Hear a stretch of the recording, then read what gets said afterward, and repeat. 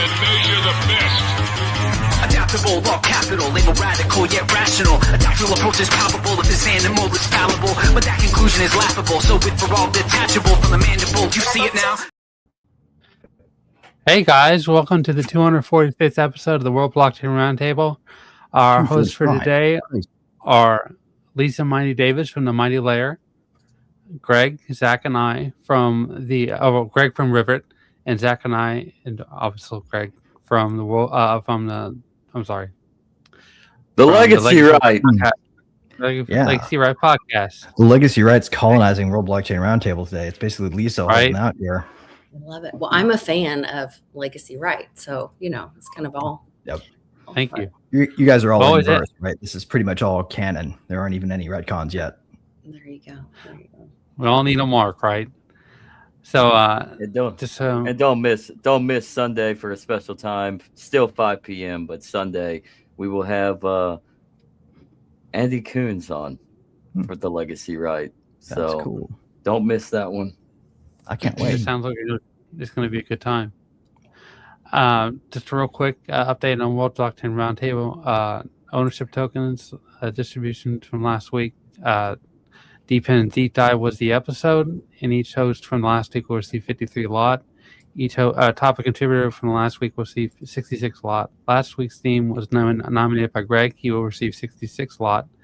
And ownership tokens come with perpetual passive income, free edits, and governance votes. And World Blockchain Roundtable is the world's first DAO-based podcast. And it's kind of an interesting idea.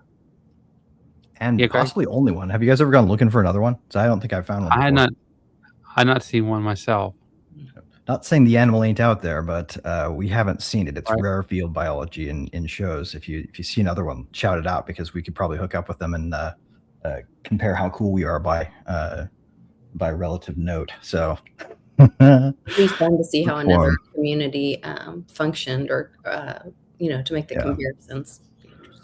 I know we don't talk about Dragon Chain much on the show by rote, like that's kind of the policy, but I'm going to audible this one for a second and just point out that one of the coolest things about this approach isn't that it's a DAO, but it's that it's so simple to use, right? Like, it's not that anybody couldn't set up a DAO show, or that somebody hasn't and we don't know because the infrastructure is hidden from us because that's way too complicated for everybody involved, right?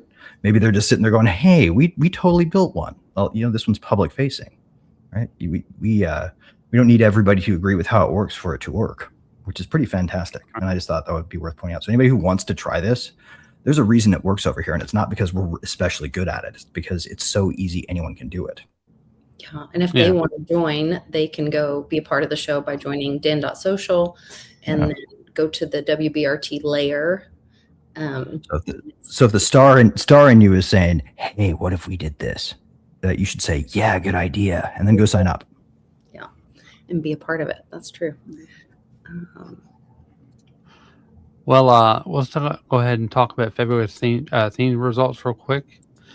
First one, New Year, new blockchain. What are some of the best new blockchain projects for 2026?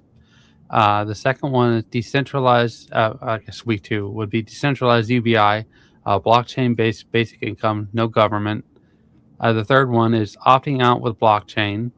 And the fourth week will be systems that should use blockchain, not centralized databases. Nice. And just a second. Sweet.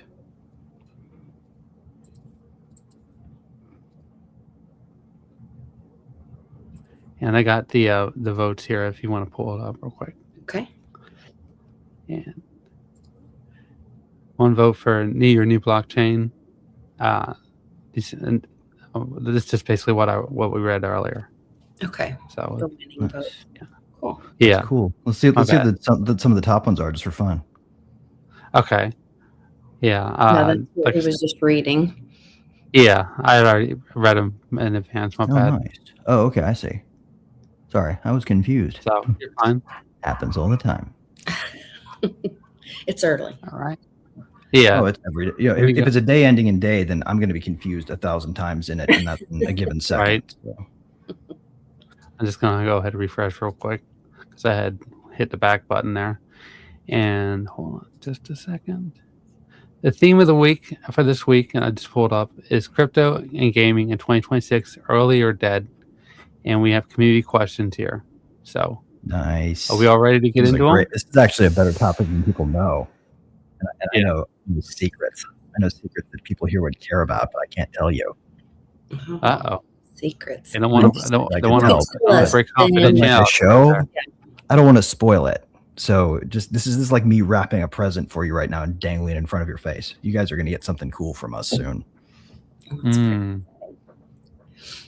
That's why I suggested this, was that I really don't know anything about crypto and gaming, specifically with the gaming. In fact, right before the show started, the guys were talking about a certain game and using like initials for it, and I had no idea what they were talking about. Yeah, but there's some like game philosophy though that I think we can all understand that might be worth getting into. You know, if you want to take it to a super general level, we can probably answer. Like, you don't have to be a gaming nerd in order to talk about games like this, because everybody's played a game before that they liked. Right. Right. Well, actually, that's a great, before we even start, it's a great first question. What's everybody's favorite game that they've ever played? It could be any game, like hopscotch is cool, if that was your favorite, Lisa, or whatever. Yeah. Or I'm not assuming that you like low tech games. I'm just like, you were probably a kid before high tech games. So, right. What made you love it? So I'm not competitive in nature. And so I like, there's a game that we play in dominoes called Chicken Foot. And it's because you do not have to you don't have to pay attention so hard or think so much. You just like enjoy the people that you're with. Yeah. And it's their turn. It's not aggressive. No one is stealing somebody else's position and then somebody gets their feelings hurt. So it's not a game of temperature control learning for children. It's a game of play. It's a play. It's a community. I like the thought that everybody's sitting around the table or sitting around wherever. You probably could play it online, but it's like, and it lets everyone in, right? Yeah, everybody has because you can be 5 and there's no wrong play. You know, like you can just try and that's good enough. And if you can get to the basic rule set, then you're already there, and it's super easy. That's what I love about really games like that. At least to me, gaming is spending time with the people that you're gaming with, or that community. And that's where, when the guys were talking about before we got started, they were saying, "Oh, I love that storyline," or "This is a great story. This season or that season was a great storyline." And I thought, man, that is a really important part of gaming, or finding games that people will stay engaged. Well, especially the easy ones, right? You're kind of telling the shared story by what happens while you're doing this simple game. Right. You know, it's like you guys sitting around is the game, because everybody's playing a game that's so simple that if you went based on like a turn description in an analytic way, it would not read like chess championships. Right. It would look like a whole bunch of nothing happened until a few plays caused the game to stop, and nobody would know why it ended, because most people probably quit games more like that when they get tired of it or they have to go. Right. It is what it is, and somebody won, and Yeah, that's a really cool, I hadn't even thought about games like that, but I think that's a really important gaming level to hit when we're talking about crypto at this level, because it's so new, Be less intimidating for new people to enter. Is that what you're thinking? Yeah. Well, I mean, just like in game design, start simple is always smart in design. I think it should apply to games. Listen, imagine playing Assassin's Creed. I'm talking old games. When you have the Assassin's contracts that you can do, and imagine tokenizing those targets for every contract, and then expanding up on it to make it less linear, to make it more full free roam. So then let me throw in a stake for you. Let me throw in a stake for you that's controversial off the top of this. Keep going, but I want to add this after. I just want to throw this but imagine a scenario to where the contracts become much more real and much more full throttle, to where each contract you accept, there's, say, an NFT that's attached to it. I mean, or some sort of privacy coin mechanism, so that you can tokenize to blockchain networks and actually make a significant amount of money within the crypto space while playing and assassinating targets in Assassin's Creed. Right. So let me ask you this. Does that game keep its value, lose its value, or get better if you add the following constraint? The character creator is infinite and fun, and you can choose anything one time. And then if you die instead of your target, the next one you pick has to be some slight permutation on it. And your character is dead forever. You never get the same look, the same affect, anything. The skills don't matter, but your presence in the world has stakes that can go both ways, good or better or worse. I would say that's better, but some people would probably be like, well, that makes it harder. Well, that's the point. Well, that makes it like harder. You can lose something permanently after you try. Yeah, because like, since you're earning reputation or skill build. Not saying you can't play again, but you got to change the way your character looks because he can't be the same guy. He's already gone. Exactly. I mean, you could do the same thing with tokenizing aspects of like Red Dead Redemption. Like this is where Red Dead Online could make a comeback. Rockstar could actually thrive off of that tokenized. Right, so they can make it so like your character is dead and their tombstone is on chain, and that makes it so that the game will literally not recreate the same guy ever again.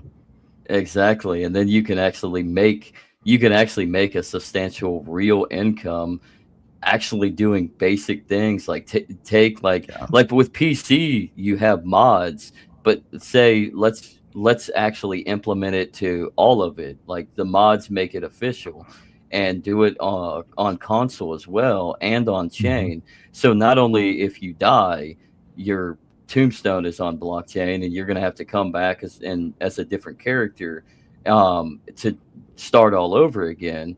But at the same time, like you could also create assets, or you could make money off of certain assets that are tokenized through basic crafting techniques, basic hunting and gathering and selling, and then doing like little chores or little tasks here and there. Like you could even implement where you like go to a shop owner and ask for a job and like sweep out the basement or whatever, or merchandise all of the crates within the storefront, make some money actually in the game, and then tokenize it on chain and actually fulfill that in real life. So the chain you described is exactly right. We still haven't heard from Andrew though. What do you think, buddy? And what's your favorite games? You guys also didn't answer that one. I want to hear the answer to this question. Red Dead Redemption. Good one. I love it. Well, okay. If we're talking about offline only video games, I guess Final Fantasy VI would be my go-to. Cool. And you guys also have to answer why it's special to you. Like, what do you think makes that game special as a game? What gives it gameness that makes it greatness? Well, I have some personal, really strong identification with that game. It just feels like it's just, I don't know. It's weird. It feels like I'm following the narrative. Ineffable, right? You can't tell why you love it. You just know. Yeah. As for online games, I guess you could say, I know this is a really old game, but Midnight Club 2, I mean, it had some really good online content, and you could create your own, maps and stuff like that and play against other people on it. And I think that would be really kind of good and interesting in today's blockchain world, because you could create the maps, post it up, kind of like they do with Mario Maker. And people would, compete, and once you're out. But then you could obviously, like you said, come back as something else and give it a second shot. And just it's like a high score kind of system like people used to do in the arcades back in the 80s. I just like to say, Lisa turned her screen off, and that's just fantastic that the Divine Mercy is holding. There we go. Did I change that the last time I hosted? That's funny. No, I don't know how to change, or I didn't even think to change. No, it's a good thing. We don't need to change it. If anybody's offended by it, then you are not a free speech fan. I didn't. Right. I just needed to. There ought to be a law. I just thought that was funny because that's actually my image that I put in. I put in the image into AI and just said make it realistic looking, and then I think I ended up adding that as an avatar because I don't think there's an avatar for the actual host account. That is your fault. We should probably come up with a way to make JoJo part of the party there. I know that you're not supposed to do this, but I think this is a silly heresy. If you use it in the right spirit, you can actually make this cool, right? I feel like the JoJo Jesus would actually be pretty neat. if you used them in the right spirit. You know? Nice. There we go. There's some free speech for you. That's some free speech that will challenge some people. If you can't take that, you can't really say you're a free speech enthusiast. Well, I mean, also Silver is making dreams come true. That's some free speech for you. Yep. True. I was thinking about this. Sorry to sidebar that, guys. Keep going. It's all right. No, you know what to say. Once precious metals kind of reach this point, there's always a chance that the system comes crashing down. Ooh, Economy. That's a good game. That is a great game, Andrew. Economy is a fun game. Risk. Did Andrew ever do what his favorite game? Oh, yes. The football one or whatever. No, the Final Fantasy, right? Final Fantasy 6. Is that not a football game? Mm-hmm. No, it's a role playing. Zach, you still haven't answered what you love about Red Dead Redemption 2, correct? The realism. What did you say your first was the favorite, or your favorite was the first, rather? Sorry. Yeah, my favorite is both games. Okay. The series. Yeah, I think the first one I like more because you actually get in depth of why John is doing what he's doing and why he's forced into it. The second game, which is the prequel, you kind of get to go deeper into the last chapter of the gang that actually kind of rewrites and grants you some answers to why Red Dead Redemption 1 is exactly why it unfolds. So but I also just like in that case is between you and the storytellers, who you actually have a lot of respect for through that. Yeah, cool. Yeah. The story of it is better. I mean, when it comes to Rockstar, they're more known for, well, like Midnight Club 2 or GTA, Grand Theft Auto, but then you play through Red Dead or Red Dead 2, and then you're just like, this is different. This is like, there's a beauty to this game, not just like aesthetics towards the environment and how they were able to capture your eye with the realism of the environment, and people actually, you get to see people actually doing work when you're riding by, right? It's the depth it's not so much the depth of the world or its breadth, it's its thickness, like the thickness of it, the things going on around you that feels like stuff matters there. Yeah, there's nothing sterile about it. Like you play through Grand Theft Auto, even the latest one, Grand Theft Auto 5, like there's a staleness to it when you're running through like Los Santos. It's like, it's just a basic free roam sandbox puzzle game. Like you're just trapped in a sandbox and there's nothing to it. The NPCs are NPCs. Who cares? But you play Red Dead and the NPCs are thriving. Like you actually get to see the reality of what's going on inside the game that is reflecting of that world back in history. So you're actually implemented in a history in a fictitious game. Oh yeah. I mean, and the other things worth pointing out is like how much effort goes into making a game feel thick when the programming itself doesn't allow you to really generate from seed. You don't really get to build a game by going, I'd like it to be this, and that, and all these properties and characteristics, and then have it just assume all the other parts about the world that you don't describe specifically. Right? We can't really build like that yet being the key thing. No hints here, maybe. Or maybe not. Hint, hint. The game assembles itself around a sort of an unpredictable predictableness, where you don't know if you're going to win, and you don't know if you're going to prevail, but you do know for a fact that the world has stakes and that you can come out on that permanently one way or the other. We're getting close to that aspect, though, because like, look what you can do with creating your own maps and your own environments with, like, say, Minecraft and Little Big Planet. You can create your own levels, your own maps, your own game essentially inside the game. And I mean, Little Big Planet, I mean, you can make it pretty real. Well, when it starts getting frustrating when you're like, I wish I had some new primitives to build with. These are all getting kind of stale, right? Yeah, that's the only problem. Like, you want to. So if you want a world that gives you unlimited primitives, you need reality or something that can generate something close to it in the same way. Yeah. Interesting. That's also why I think that games like Lisa described have so much simplicity and yet they can have infinitely longer runs and be infinitely fun, right? Because you bring them into a room and sit there and physically play them with your family and friends, right? That actually anchors into the thickness that you don't have with the simple games in a sterile space where it's just you and the thing. That's why you can't play solitaire on a computer unless you're stuck at work. Yeah. To Lisa's point about her game, like with dominoes or cards or anything of that nature, like take Red Dead for example. That's another thing that you can actually tokenize with blackjack and domino, like all the little side activities with the poker and all that. You could actually embrace that into a blockchain like game and tokenize that. You could just sit there and just play blackjack all day and actually make real money if they actually thought about it.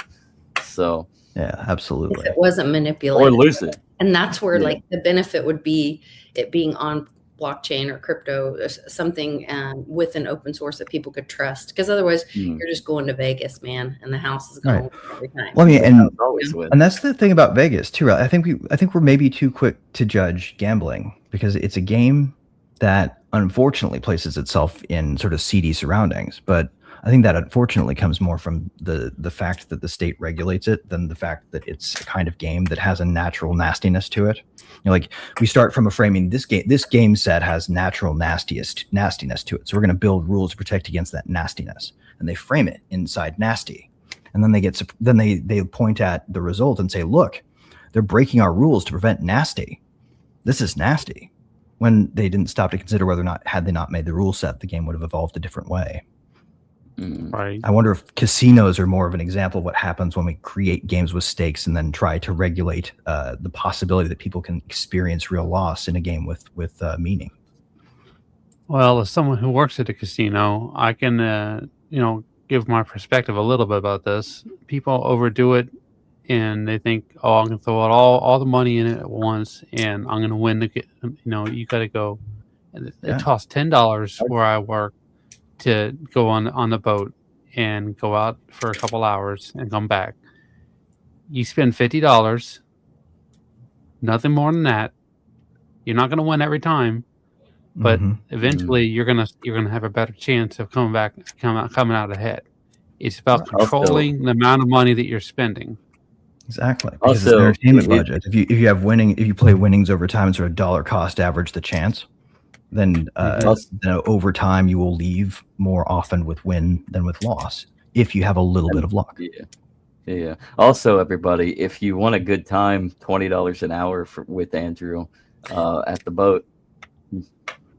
Not $20. Also, it's worth noting that you're forbidden from innovating on the slot machine too much. For a good time. Right? So the fact that the one-armed bandit feels so steely has to do steely and the thefty type of stuff. I was coining a verb out of an adverb out of I forget what I was trying to do to grammar. Let's just do to grammar what I'm going to do and let the chips fall where they may.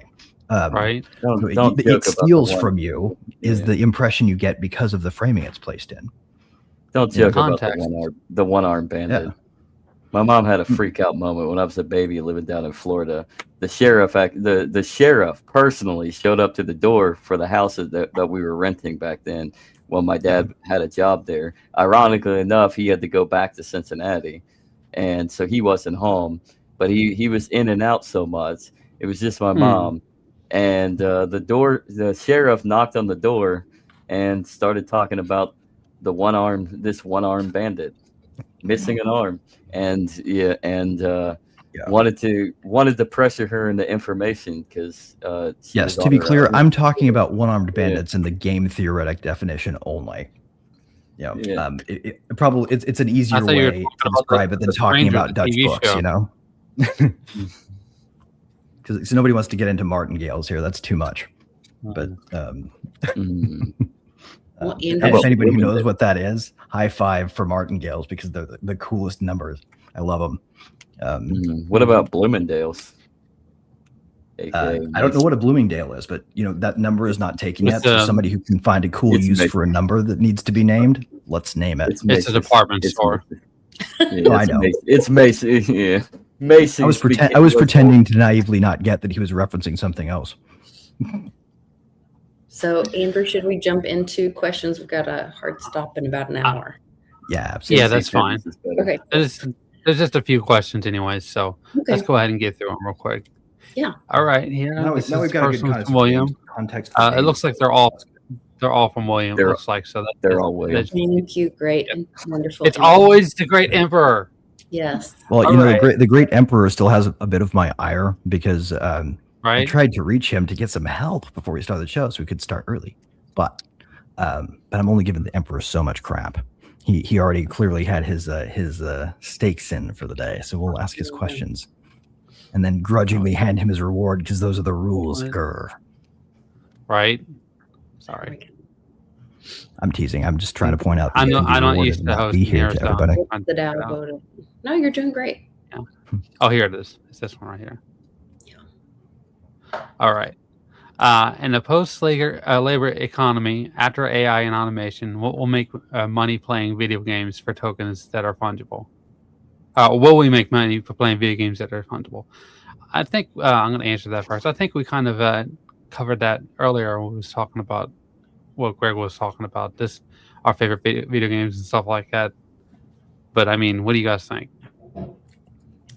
I think that attention is the new, just like over all these years, we are finding out now when our data is being stolen and the powers that be have been monetizing it, we're going to find out that our attention is a commodity, and that part of that we could be paid for playing games because you're giving your attention to that product, and maybe it improves that product like we were talking earlier. Greg was mentioning, like, does it change the game because so many people played it that you see where their attention goes in different parts of the game, or feedback or loss of interest in the game. So I think that our attention will become the commodity in that situation. So I could see that happening. Sorry for the dogs barking.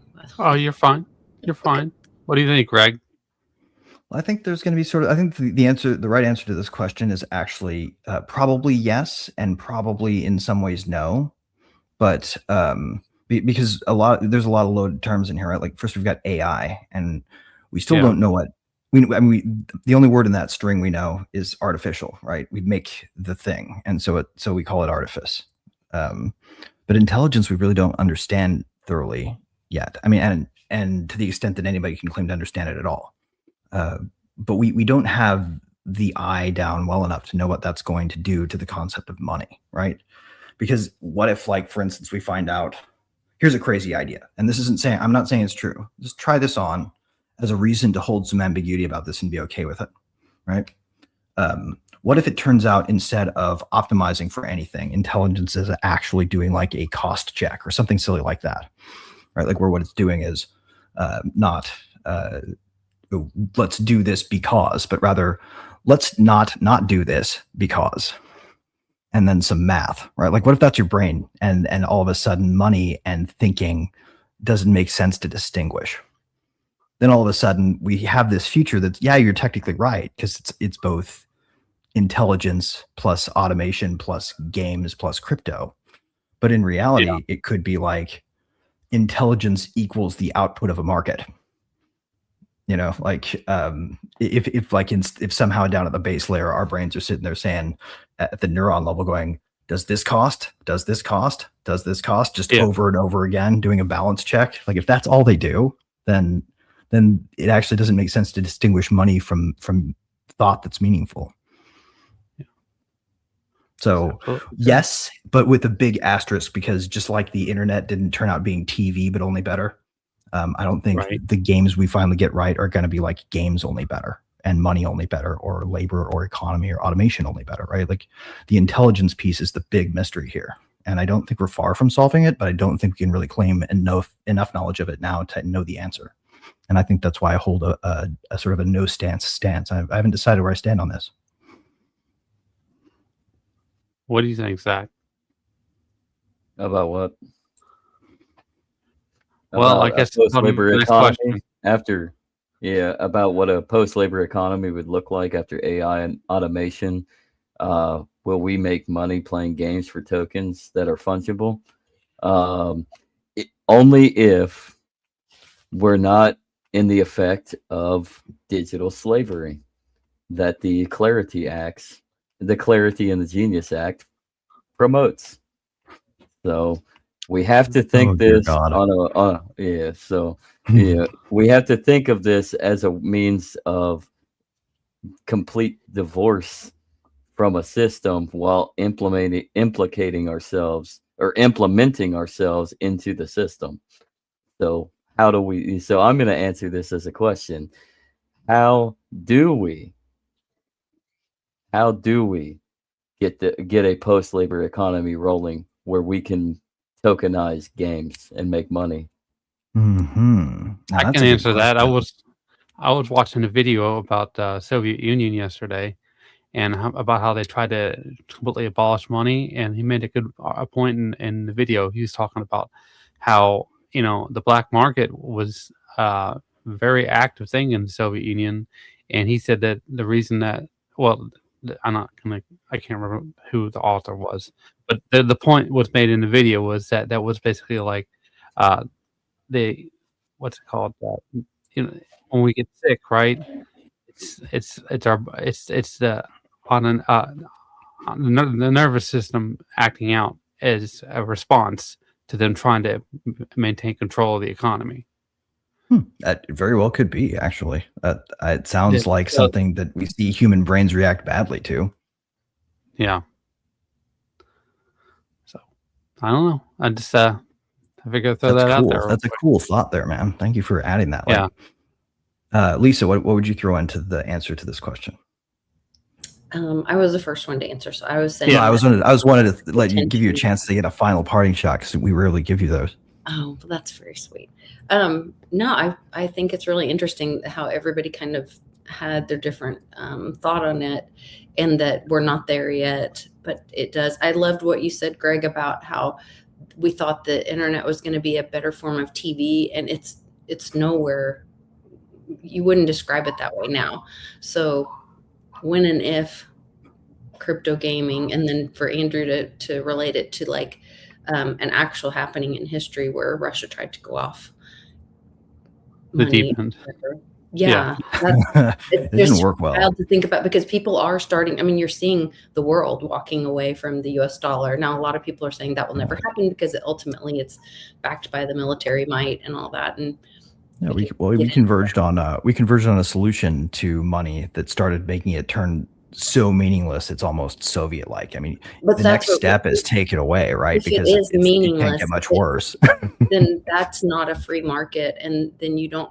Like, I think about the barter system. Like, if the system were to crash and we were to need something else, well, what value does gaming bring? And that's where it would have to me, the attention part would be so important, because you're either looking at ads for companies, which that's your attention, or you're changing the game, or you're giving input. It has to bring value, or there is no value for it. You know what I mean? So then it doesn't work in a free market. And it doesn't. What if we find out like the answer to this can't be some kind of fix? Is the question. Like, how do you actually make this happen if making it happen causes the failure mode? Yeah, because I don't want everybody just sitting around. I mean, that sounds like accelerationism to me, but. Well, I mean, does it though? I have been so blown away by how much I thought I knew that I learned every day that is not even just anything but me framing stuff for myself and calling it important scaffolding.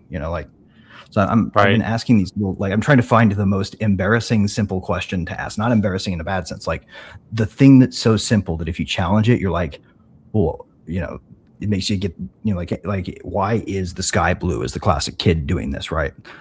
Yeah. But the further down question is, why is meaningful in this context? Why does the kid have any concept for is by the time they can ask yet? Now that question starts to get like embarrassingly simple, right? Yeah, that's the word. The answer to that one is because has meaning too. But that's the word salad that the Clintons have leaned on for years, and many other. Well, they've been mangling those words and kind of sucking the meaning out of them for their own ends. But they used to have simple meanings when it would anchor them to things. You got to make a statement and then go back and you know. I don't know what I'm saying. I'm not saying anything particular. I'm just saying making a statement because I have no idea where I stand on this one. Yeah, no, you're fine. But in the gaming context, right, post-labor economy, I think the answer is we don't know, because that world looks so different from where we are right now. It's coming. We can say some things about it, but we can't say much about it yet without being there. And if we say too much about it, we might shape it the wrong way, and get ourselves a new set of problems that makes it not quite work like we hoped. Well, here's the thing we could either have a post-labor style economy, post-scarcity level style of post-labor economy with AI and automation that looks like China, that ends up making large, vast wastelands of other nations that are similar in North Korea, or we could end up recreating the myth. Yeah, or we recreate the mythos of Atlantis. Here's the question then. I kind of want to invert the question. I want to say, what does it not look like to get there? Like, how do we not get there? Where are all the failure paths, and why is it that they're for sure now not going to work to get us there? What do we know? Or what do we think we know enough to say, like, at least it's close enough? I think I can answer that directly. I was watching a video the other day from Nomad Capitalist, and he was talking about how jealousy festers law. And I thought that was a very accurate description of what the situation is in today's day. Sorry, I didn't quite hear the second word. What'd you say?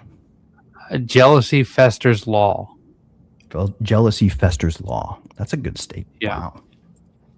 Go on. I just wanted. That's not the exact quote, but that was basically context of what. Please go ahead. I wasn't meaning to interrupt you, to stop you. I just wanted to know what you said. No, you're fine. And I think that's where you find yourself in today's day and age. Is there's so many jealous people that you're just totally losing, a sense of what normal is because they keep changing the law in order to answer the jealousy. Right. So, like, editing the framework is a bad idea, is what you're saying. At least in one case, we know editing the framework doesn't get you anywhere. It just gets you trouble. Yeah. Is that the only case, though? It's now the next question. It runs to collapse. Messing with the question, or messing with the framework. Have we seen that happen before? Yeah. I mean, I don't know. I'm just asking the question. I'm going to leave it out in the room. Yeah. I mean, in a way, you could say that's what happened in the Soviet Union. Or like South Africa had some chaos, as I recall. Like we can just have a general, wet finger in the air chaos barometer now. We can probably point to a system where somebody messed with the system after it was already running. Yeah. Well, we're ready to get to the next question? Yeah. I hope that was clear as mud for everybody. I didn't mean to take it philosophically that far. That's just where it went. It's all right. Okay, question. Oh, I'm not apologizing. I'm just pointing out the ground around me. It's all right, man. Why didn't token earnings sorry. Go, Zach. I said, without reason, you are retarded. We must have reason. No. Well, we're still retarded, though. How about maybe with absolute reason and with absolute irreason, we are all retarded. Dangerously retarded. Go on, Andrew. Why didn't token earnings in games become more mainstream? Back in the day, it's sad that, it is sad, or said, I guess, typo.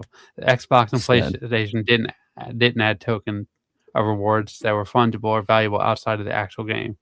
Was this a missed opportunity, or did the SCCE and the government, Zionist occupied government, kill this growth? He meant sad. Yeah, it is sad that Xbox and PlayStation didn't add token rewards. It is sad. Oh, yeah. Sorry, well, I mean, I was reading it, right?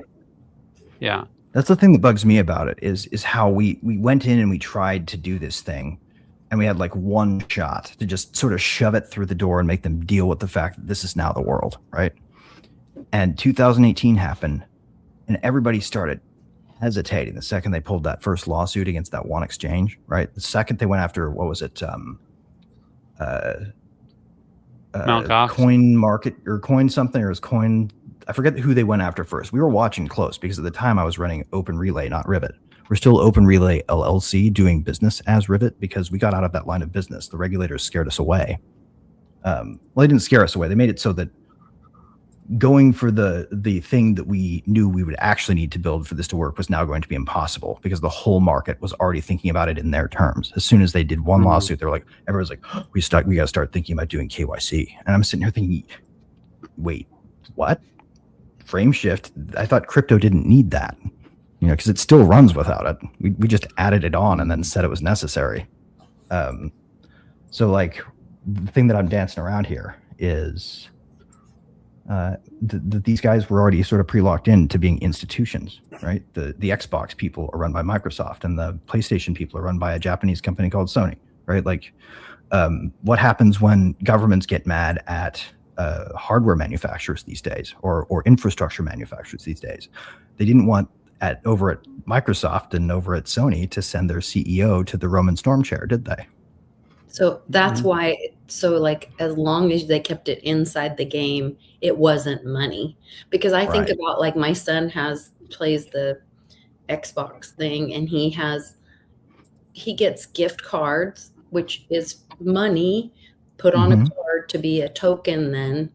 Yeah. And then he can gift people things that he bought with that money or token, and that is exchanging. It's an exchange. It's a medium exchange, but they've complicated the definition of money so much that they can weasel out of it and say this isn't quite money because it stays on that platform.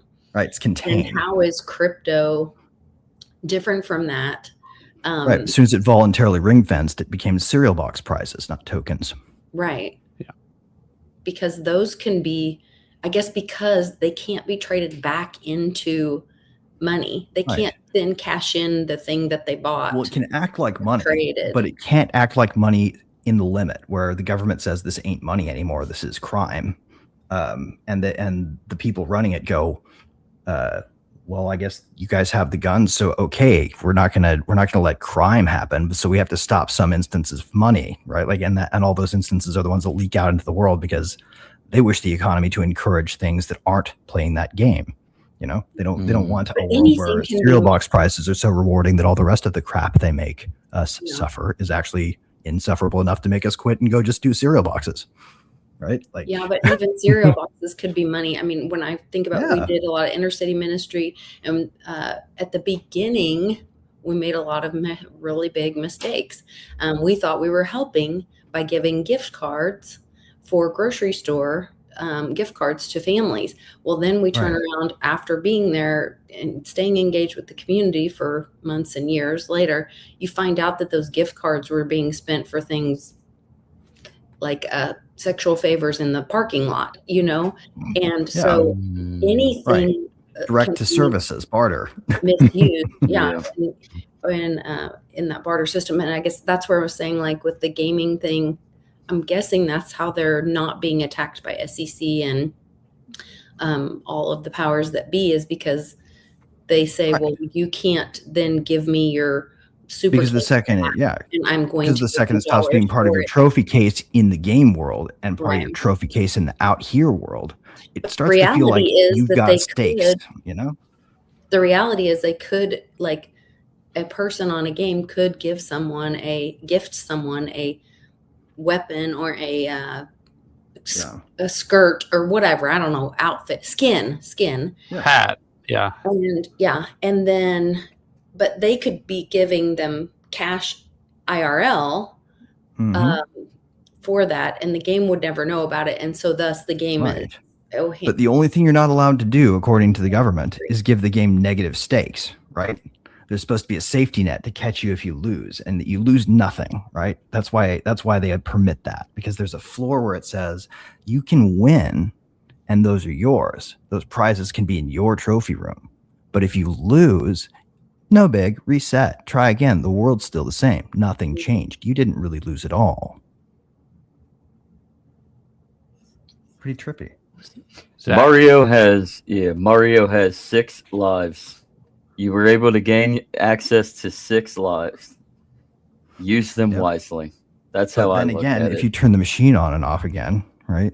What if the machine doesn't change that number when you turn it back on and off, right? Like no resetting gets you your shit back if you lose it all. Wouldn't that be wild?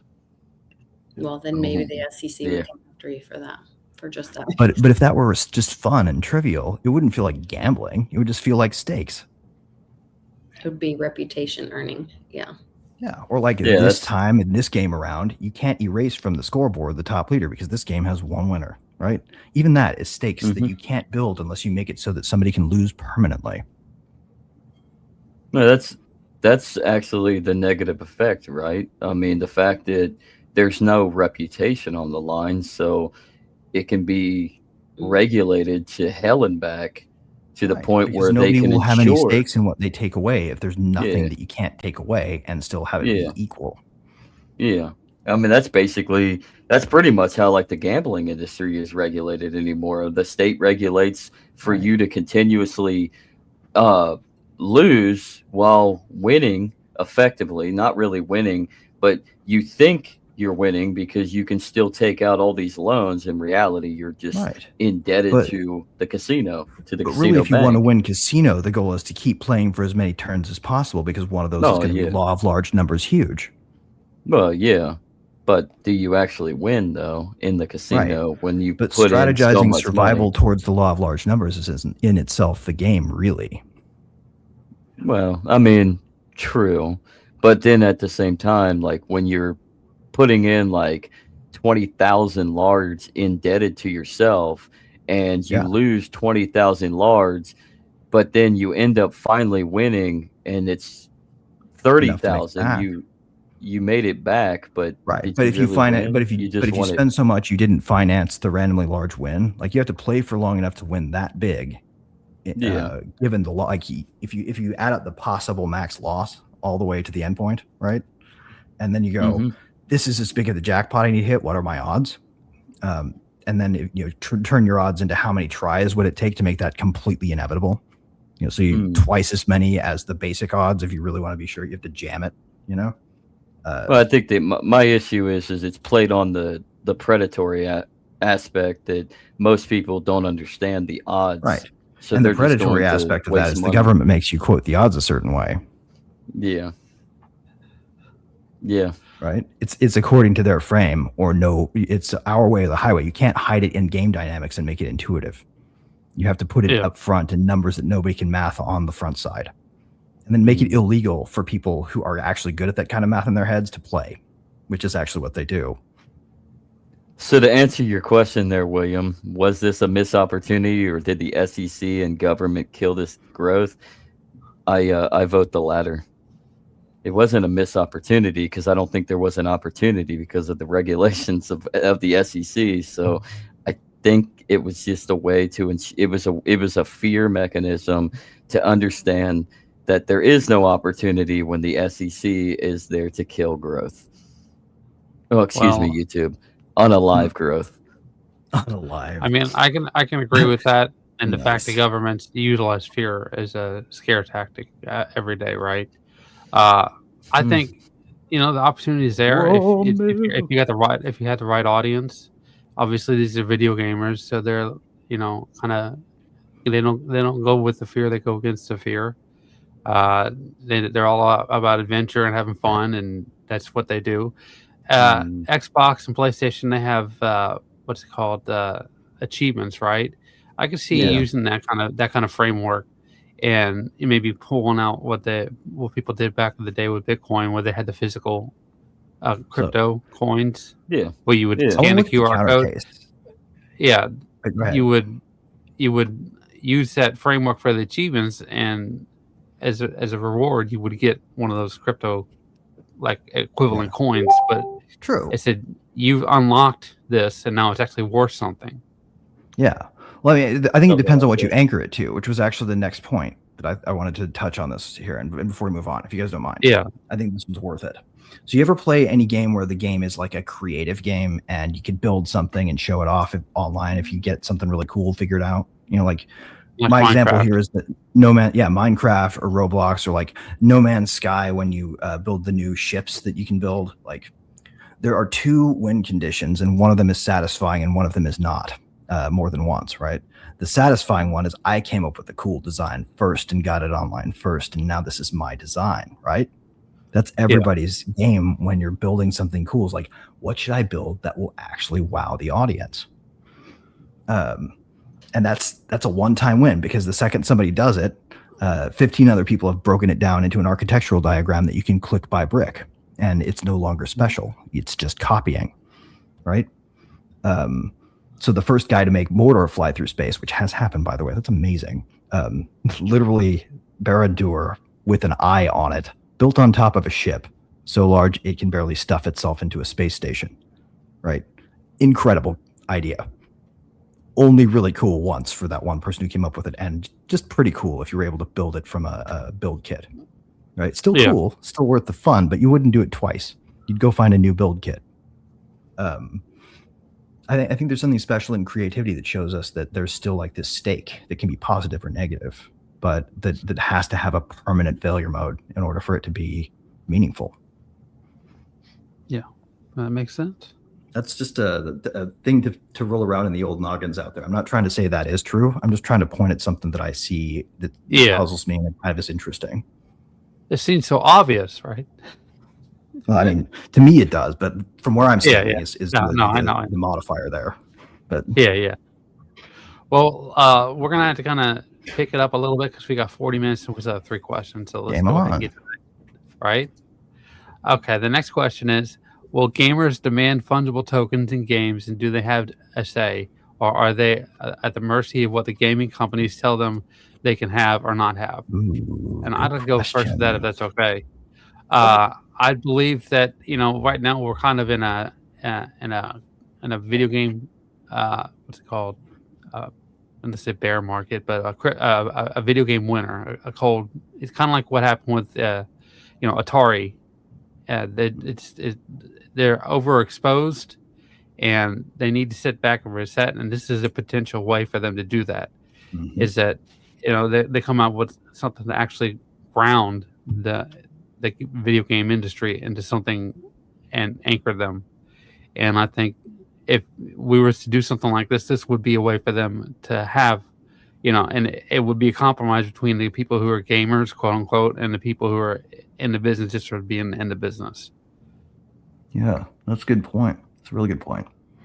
I would add to that, like think about a game, like the tabletop game Lisa was talking about at the beginning, the simplest game on earth.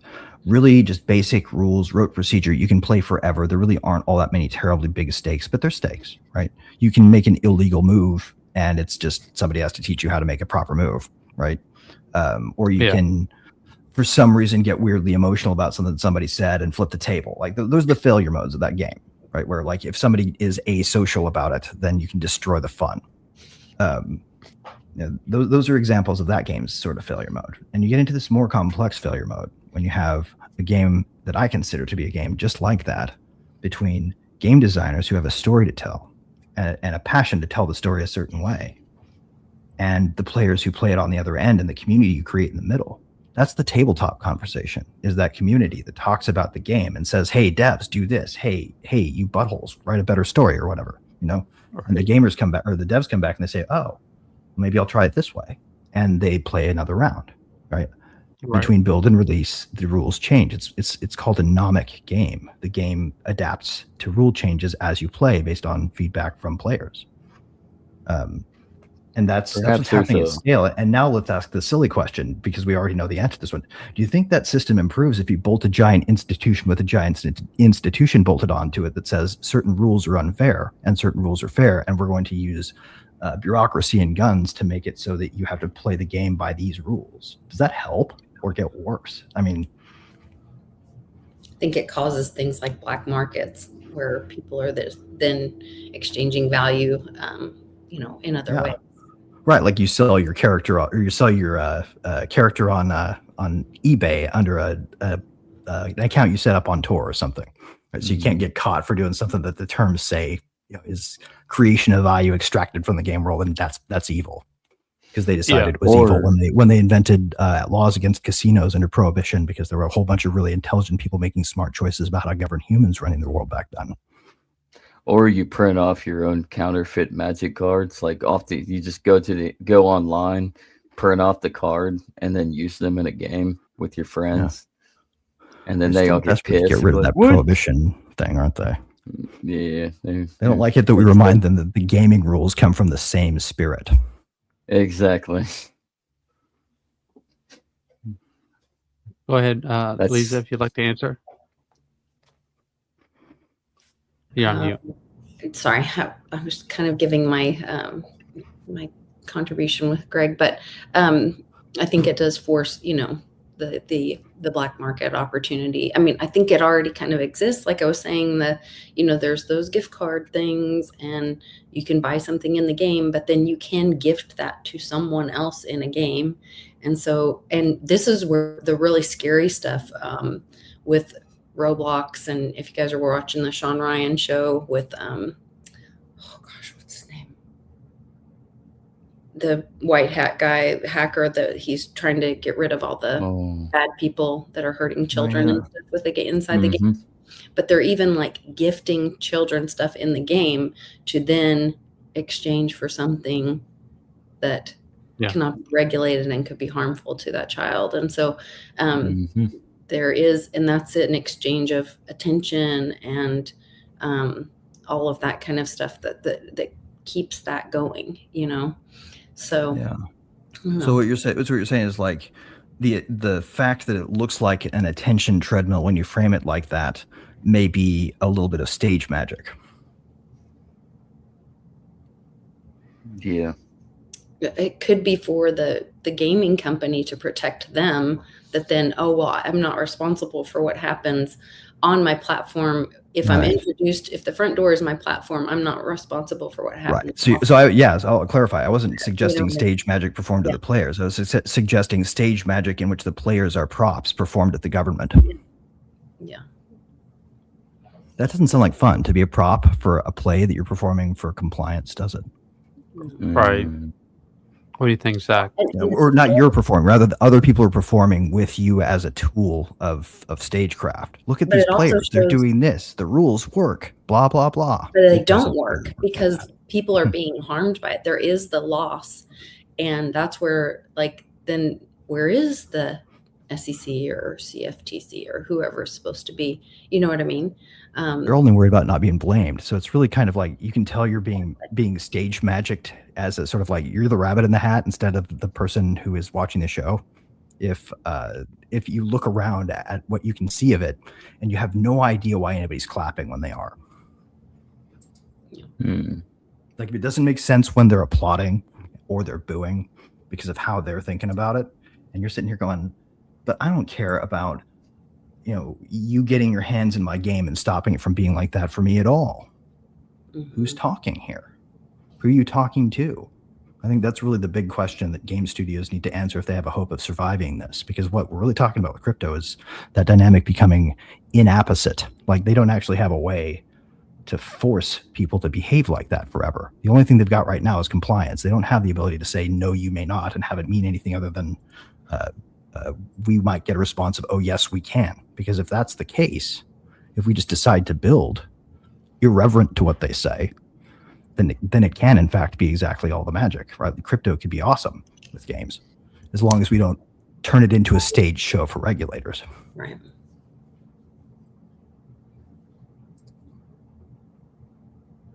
Zach? That's my 2 cents. That's exactly where I stand. So I don't have anything more to add to it. I already answered. Let's move on. All right. If the U.S. government and the European government stopped cryptocurrency rewards in gaming, why didn't Asian cultures adopt them, and why didn't they have tremendous growth? That's because Asia's retarded. That's because we're all bound into the same control architecture, and those people could not move because we were the first movers to say nope, with our institutional bolt-ons that make gaming less fun. Well, I mean, I also think that Asian cultures are a little bit more submissive towards certain capacity. So are we here in the West to a certain extent in our own variation, but they are more so prone towards full submission. Well, just because of cultural variation. So I haven't lived over there, so I don't know. I guess I feel like people there are probably a lot less compliant in Asia than we know. I don't agree, because I think because it was a lot easier for the arm of communism to put its thumb into and rake the eye of China and much of the East, or the interventions of the American Empire to uh, recycle Japan, or resuscitate Japan into the American uh, idea. Well, I mean, didn't we kind of make a big statement to Asia about how we should follow, or how they should follow the rules and not mess with what we want even a little bit? One point in time, I feel like there was this event in 1945 where we did a thing, and all of a sudden Asia got a really visible message. Well, yeah. For us and our influence over in Asia, we kind of we dropped the bomb twice. Literally, that's where the whole freaking meme comes from, right? The explosion communicated itself to China visibly, literally. Mm-hmm. You know, but then at the same time, I mean, specifically with China and its culture, I think appropriates. It leans towards the appropriation of more submission to authority, whether it's familial or on the outer realm within the state and the emperor, etc. And that's why communism has expanded further. I agree, China. With one quibble, really, and my quibble is that our influence did not structure it because of Tennessee Valley Authority type tie-ins to the first socialist revolution in Russia, and the special relationship between Russia and its satellites that we sort of pressured them into by treating it like an us versus them proxy war for ideological control for Earth. We may have pushed them into the stance of, we need to have a balance with these people to make sense in their terms. And that's all you need to force a policy to behave a certain way. That's my stance. I mean, I don't know if I'm right, but that's kind of where I'm sitting right now. I'm willing to change this because I'm really uncertain, but that's how I look at it when I see it. And that's what I think. Lisa? Geopolitics. I don't think it's assumed that Asia does everything opposite of the West. And especially in fact that if we're talking about creating crypto into gaming and then making it some kind of form of money or holding value, you have to remember that the powers that be, the central banks, are all over the world. And so that would be my Who did the first one of those? Like, who built the model for the central bank? Do you guys remember? Likely it's the central banking that's pushing back on the ability for cryptos and gaming to have any kind of monetary value or equivalent of. Well, I guess I'll combine a little bit of everybody's answer here. I mean, you think Asia, right? The Japanese government is a vassal state of the United States only because they have, the same kind of financial system we have, which is built around the Federal Reserve, right? And the Federal Reserve was the first most recent central bank, and they outsourced their framework to the International Monetary Fund, which brought everybody else onto the same page. So really, there's no authentic originality in any of these countries because we're all under the same roof of the same system. It's just a different nuance. So it propagates by sort of mass of ability to force action, is what you're saying. That's why don't look at it and like it works over there, so we should try copying it, and that's how it starts. But then it snowballs. It's mercantilism. It's mercantilism, and it's also Adam Smith's treatise in Wealth of Nations. Is exactly we're all interconnected globally through a market system that transfers both idea, influence, and product amongst each other. So it's services, goods, and ideology. Yeah. Oh, that's all good points, guys. Holy shit! This show just got broad and deep, didn't it? And that's why we're all in such financial strain, is because we're all, like I said, we're all under the same framework. We're under the same. We're speaking the same language, and it's a language of debt. I can feel that in my chest when you say that, man. Like, it's one of those things you don't need to know the meaning of the words to know that you're right. Yeah. Which goes off of the fact that socialism is the implication of why capitalism began, which is the administer the administration of debt in the hands of a few who control the capital and make the world go around. Yep. They're all Yeah. interlinked. The sort of basic example is it's just a tax system that pays a credit card down, and then the credit card is repurchased up by bondholders who use the credit card how they want. Yeah, So mutual insurance. Yeah, Mutual it's socialized cost and externalized losses. Capitalism. I look at it this way: like capitalism is exactly that. It's socialism for the rich as an insurance system, a private public insurance system, to socialism where the people are presented as collateral and assets. They're all intertwined, and the capitalist societies need the socialist societies, and the socialist societies need the capitalist societies. We need a word for this. It needs to be like appropriately recognition of the fact that nothing in it tastes good or is interesting in particular at scale, right? Like we should call it procedural. Words. Like in games, they call it procedural oatmeal. I like to call it procedural gruel because it's grosser, but it's the same thing. There's 3 words for this: fake, gay, and retarded. Yes. Everything's we need a 5th dimension. Everything's fake, gay, and retarded. Fake, gay, and retarded over time. There we go. Yeah, a full 4-dimensional field theory of retardation. We got 22 minutes. Let's get to the last question real quick. Okay, cool. Then we can shove some current events into a crick soundbite. Hello. Yeah, right. Did I just fall into that by accident or what? Clip this. We were talking about Asia, and that is a really ugly trope to some people that I think is horribly funny when they react to it badly. Are you implying it's Opegangu style? I'm trying to say that it's a joke, and that nobody can make me not believe that.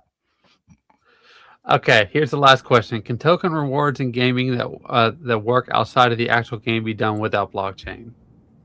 Yes, they already are. Okay.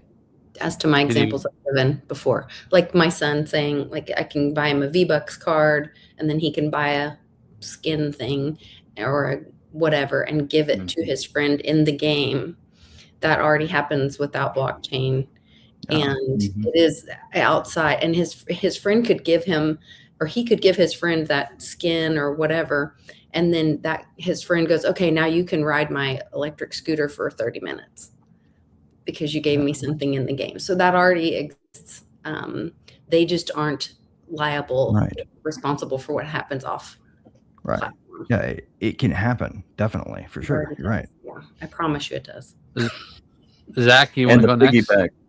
Yeah, the piggyback off of what Lisa says, because it already happens. Now imagine implementing blockchain. So now that it's on chain, you can actually register it, and you know that it happened. So now there's no, well, you didn't give me this, or you didn't give me that. And so now you can actually expand on that voluntary mutual relationship with each other and reflect it onto the chain. Right. So, well, that's my piece. I would say this: the blockchain isn't carrying value out of a game, right? It doesn't know about games, right? It is a machine that does one simple procedure over and over and over, and it just doesn't care if it's done right. Like if it does care, if there's a gaming exception built in, then the more interesting question is what can it not do in that respect, and who made it that way on purpose, and where do we write a letter to tell them to stop? But the question of what can it do, right? Can it be done without? Of course, right? We've done it all the time. We've already heard 5 good examples, at least, probably more. But if you think about what it can't do as it presently is, then you get an answer that's more stark. Well, where are you not allowed to do this, and how does it not work? Well, it involves bureaucrats and men with guns who help them enforce it if you don't submit the paperwork before the paperwork submits to you, right? So the question then becomes, what must happen if we allow this, right? Like if we let go of control here, what can happen? Because I think the thing that can't happen is that token rewards that will work outside the actual game, with or without a blockchain, if we don't fix the institutional bolt-ons first so that they don't spoil the fun before anybody gets to play. Yeah. Well, I mean, I could definitely see what you're saying there. Governments like to intrude waking moment that they can, and start from a default state of intrude. They have to answer no, we shouldn't intrude before they'll let anything go. Yeah, and that's the problem. It's if they have the option to intrude, then they've won the game. Yeah, agreed. And then in a legitimate it so that they market, don't have a choice and they have to accept it as the world, then they actually will play ball. In a legitimate market, there's always an actor outside who observes something's happened and they've not done anything about it. Yeah, and that's what we call neutrality. And that's my answer.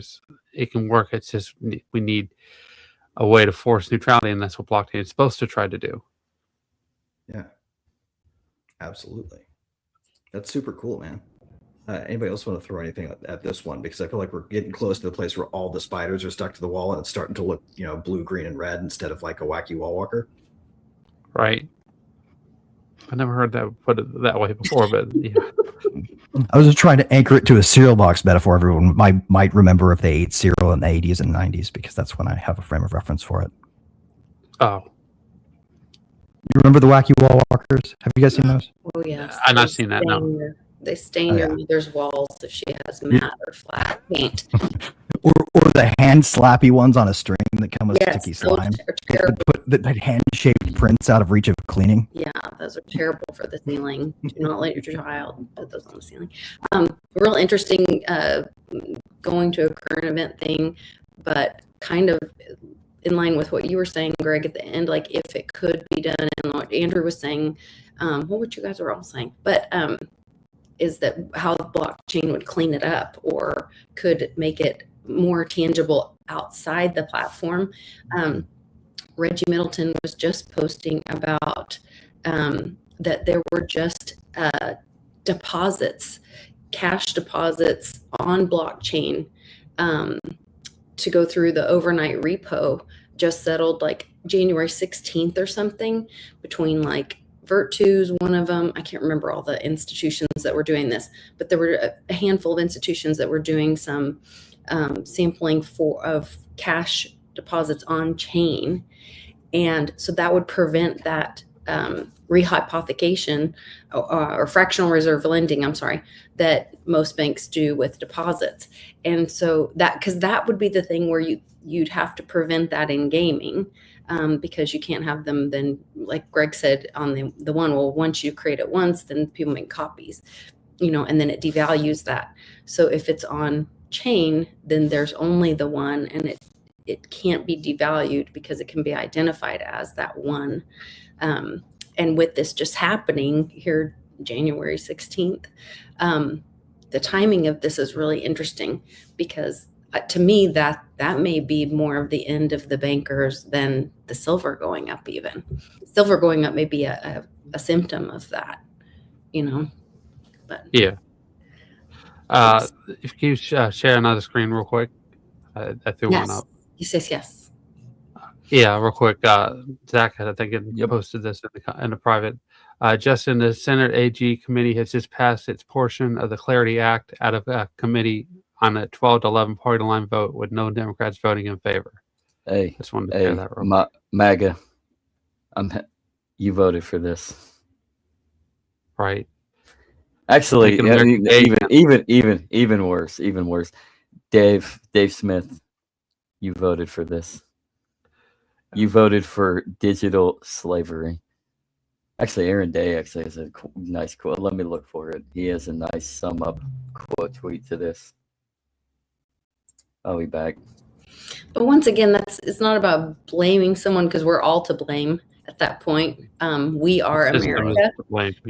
Yeah, we are America. And like John McAfee said, you're all sheeple. What the hell did you do with it?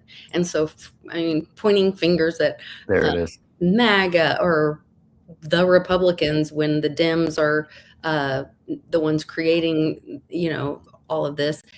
I shouldn't say all of this because it's not all of us. That is the distraction, is pointing the fingers. We're all responsible for it. So choose something different. Don't choose the Clarity Act and the exactly. And stop playing politics, because that's the game you play where you get what they give you at the end, and it looks like a surprise. Let them make rules for typewriters that we don't use anymore. Right. can You're make all going to the play rules the we win better. game with some people who are really good at pretending like they had nothing to do with the outcome. Right. You I'll play the share we this real win quick game, right? with them. With your toddler, right? I win no matter what the rules are. That's politics as a game in a nutshell. Yeah. I'll zoom in a little bit for that. I would vote a strong no on this bill. Republicans deserve to lose the primaries over genius clarity and the ongoing war on crypto, with our crypto prisoners like Ian Freeman, Roman Storm, and Keenan Rodriguez and William Smith in prison or awaiting sentencing. You didn't vote for crypto, you voted for digital slavery, and it didn't even know the difference. Yeah, I guess that's my point, is that I don't think the Republicans or the Dems have the answer, and we're seeing. Well, that. I mean, Yep. they're always speaking the same language, is speaking the dollar. The dollar, the lobbyist dollar, of what told them to say, and maybe that's why that little penguin. Did you guys see? Did you see the viral penguin thing, and then all the things were doing posting all the little penguins, and they're talking about the nihilist penguin. Nihilist, yeah. And maybe we all need to be that penguin. Right. And walk away. I think we need to have 2 new acts proposed in Congress to compete, so there's a fair game here, so at least we can have a chance to have a different outcome. I propose we call them the Moron Act and the Obscure Act, because in politics it's like what's the Jim Cramer effect, right? I'm just saying we need a Jim Cramer index for every law so that we can have the Moron and Obscure Act. The acronyms mean the opposite of what the law does. Yeah. Like if we made those the names of it, it might actually work out. I just think we need to reenact for real this time the years between 1942 and 1945. That doesn't sound very fun. I didn't like any of the implications of those years. Not the war part either. I just want to keep playing World War III on what's called the internet. That's the game board. World War III is called information. It is. We are in an information war. Yep. Hey, Internet's where we play. You're missed today, but thank you for all the great questions. Hey, how's it going? Could have used you, but no pressure. The Emperor has signal again. That's fantastic. We missed you. The Emperor wears clothes. I hope. He was without when he was in wherever the signal wasn't. Yeah, right. All right. Well, we got about 10 minutes here, so let's go ahead. Thank you guys for joining us and everything. What are you all up to, and where can we find you? Go ahead, Lisa, my days first. I'm staying warm in the snow and taking care of my family, and I hope everybody is enjoying themselves and doing the same. I've had a couple of really fun shows lately with my friend V-Steg, Skullcap Savant, and Sean and I did a show on Tuesday. I think it was Tuesday. And that was fun, catching up with him and talking about some we have a fun little banter that sometimes we disagree, which I think is kind of the best part, where you get to open your mind and think about somebody you respect, think of, in another way. So that's always fun. And then Friday we'll have happy hour, and we'll talk about current events, and we have a great community in the live chat there. So everybody's welcome to join us then too. That sounds like fun. Zach? Move on. He's not doing it. All right.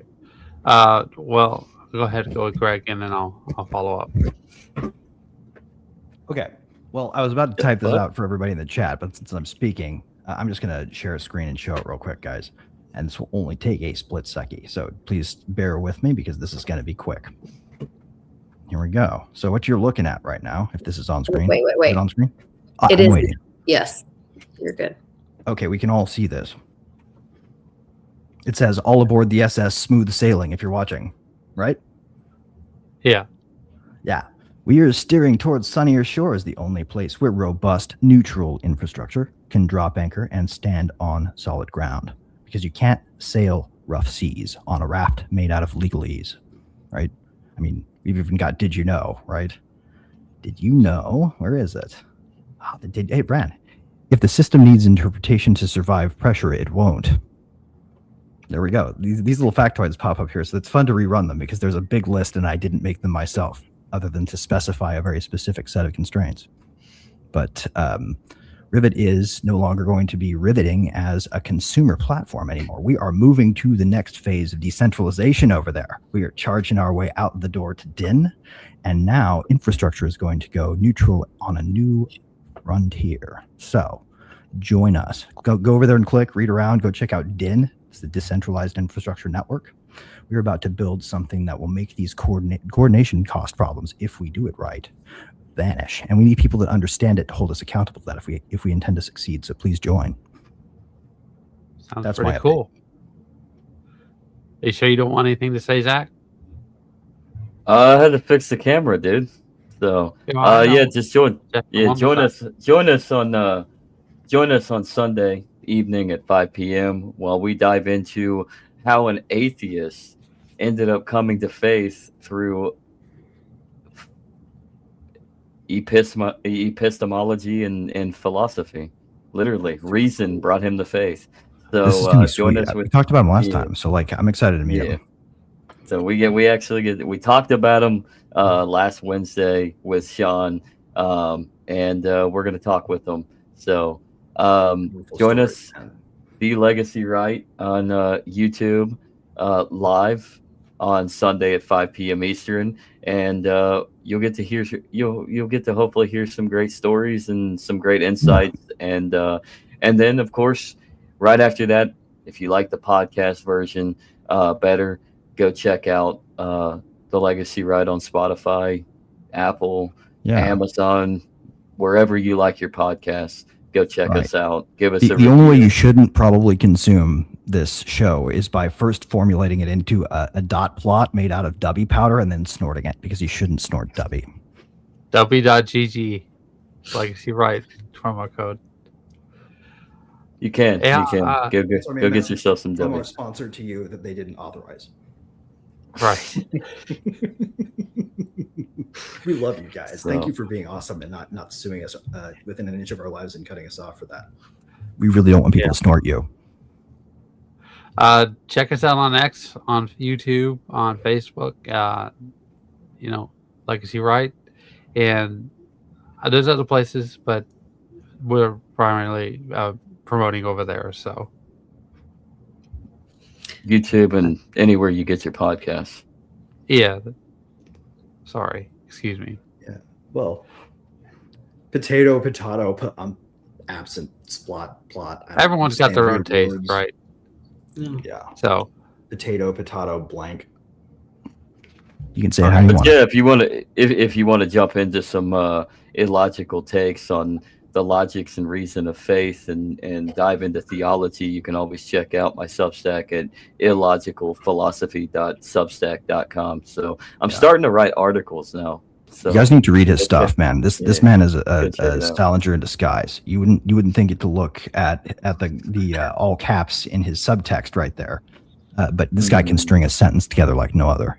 Zach is really brilliant. You should read his stuff. I'm not even I wouldn't say that about him. I'm really stuck up. He's really good. I got a couple articles right now on the back burner that kind of murders libertarianism. I hate to say it. It's an ism. All isms suck. It doesn't even matter if you root it with liberty, right? Exactly. So. How you ruin it is to add an ism to the end. Yeah. Well, thanks you guys for watching us, and it was a really good program, and we look forward to see you next Thursday. All right, take care. Bye, guys. America's not the government, people. The America is you. It is the Grand fucking Canyon, the Rocky Mountains, the deserts of the Southwest, the Pacific fucking Ocean, the Atlantic fucking Ocean. It is the grandest continent. And what the fuck have you people done? You have turned yourself into sheep, every goddamn one of you.